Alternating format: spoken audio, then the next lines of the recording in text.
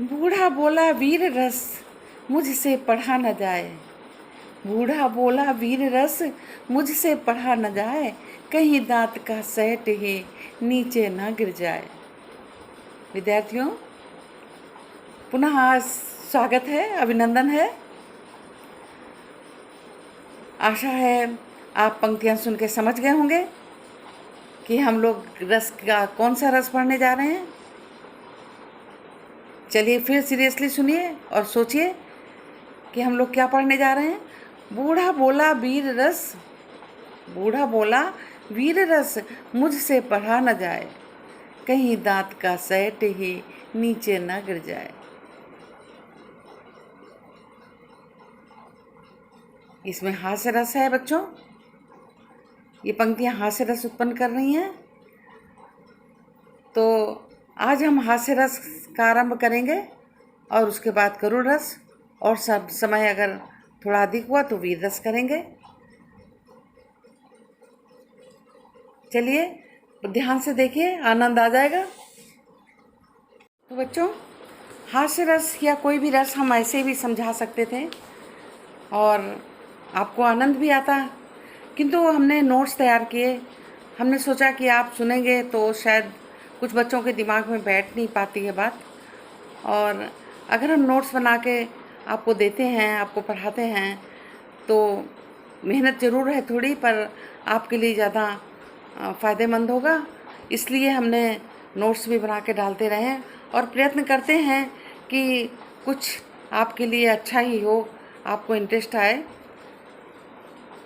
बाकी आप लोगों के मन पे भी निर्भर करता है।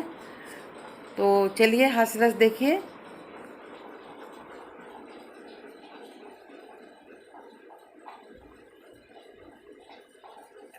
किसी की अनोखी, हास्य रस क्या है? किसी की अनोखी वेशभूषा को देख करके, अनोखी और विचित्र वेशभूषा को देख करके, उसके क्रियाकलाप देख करके अथवा विचित्र बातें सुन करके जो हास्य का भाव उत्पन्न होता है, यही विवाहवादी से पुष्ट होकर हास्य रस कहलाता है। बहुत बार आपने देखा है कि कोई सामने वाला कोई ऐसी बात करता है जिससे हंसी आ जाती, या हम किसी के शक्ल देखते हैं तो हमें हंसी आ जाती, या किसी के मेकअप से हंसी आ जाती है। तो क्या होता है, हमारे अंदर हास्य रस उत्पन्न होता है और हमें हंसी आती है, वही हास्य रस है। सरल शब्दों में आप कह सकते हैं किसी हास्यपूर्ण विशेष आकृति, क्रियाकलाप, बातचीत और वेशभूषा के कारण हमारे मन में जो भाव उत्पन्न होता है उसे हास्य रस कहते हैं। उदाहरण क्या है?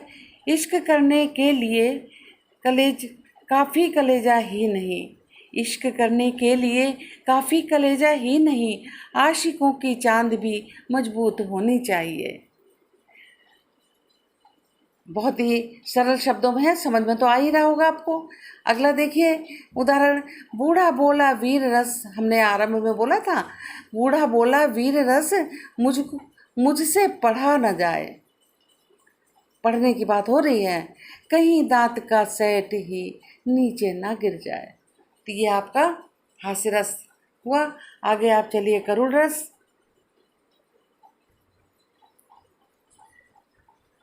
जब हम बच्चों सामने के करुणापूर्ण दृश्य देखते हैं या बात सुनते हैं किसी दुख के, तो हमारे आंसू आ जाते हैं, या हमें अंदर हृदय हमारा दुखी हो जाता है, तो वे क्या है, ये हमारे अंदर करुण रस जो है उत्पन्न होता है।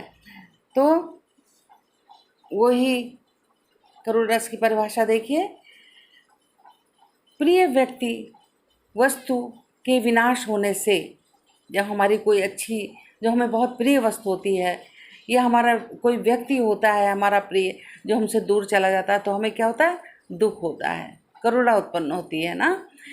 प्रिय व्यक्ति या वस्तु के विनाश होने से हृदय में जो शोक स्थायी भाव करुण रूप में से व्यक्त होता है, वो हमारे सभी के हृदय में, व्यक्तियों के हृदय में जो ये स्थायी भाव सब में स्थित रहते हैं। लेकिन जब समय आता है, उससे संबंधित कोई ऐसी बात आती है, तो वो क्या होते हैं, जागृत हो जाते हैं।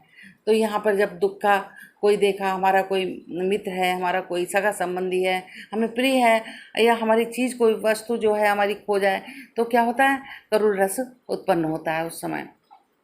दूसरे शब्दों में कह सकते हैं कि जब प्रिय वस्तु या इष्ट माने जिसको हम चाहते हैं, इच्छा रखते हैं जिसकी, इष्ट वस्तु के नाश हो जाने से जो दुख का भाव उत्पन्न होता है उसे करुण रस कहते हैं। उदाहरण देखिए, अभी तो मुकुट बंधा था माथ, अभी तो मुकुट बंधा था माथ, हुए थे कल ही हल्दी के हाथ, खुले भी ना थे लाज के बोल, खिले थे चुंबन शून्य कपोल, हाय रुक गया यही संसार, बना सिंदूर अलंकार।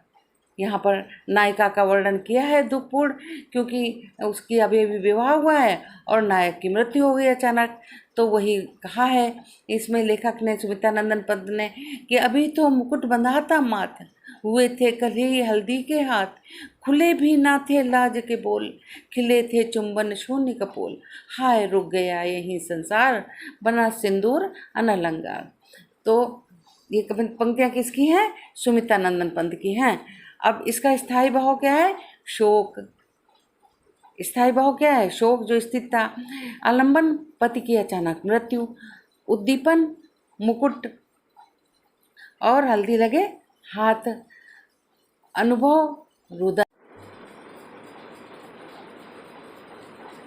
क्या है कि आलंबन क्या है? पति की अचानक।